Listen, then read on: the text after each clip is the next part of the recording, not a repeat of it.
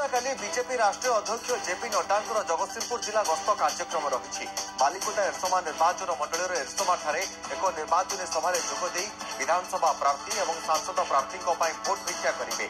बालिकुदा एरसमा निर्वाचन मंडल विधायक प्रार्थी सत्यसारथी महांती और सांसद प्रार्थी विभु प्रसाद तराई सहित पारादीप तिर्तोल और जगतसिंहपुर निर्वाचन मंडल विधायक प्रार्थी माने उपस्थित रहे।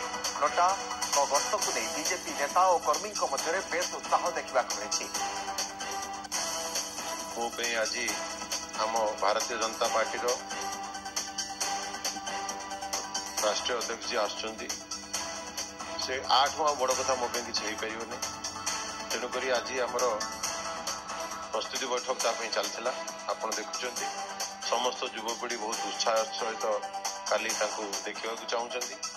आमर एरसमार प्रस्तुति भी चली एरसमार भी प्रस्तुति बैठक चली बालिकुदारे भी चली। तो आम आशा करुचु बालिकुदा एरसमा निर्वाचन मंडल जनसाधारण काली समस्ते सेठी निश्चित भाव में उपस्थित रहिबे आउ जेपी नड्डा जी को से स्वागत करेंगे वेलकम करेंगे।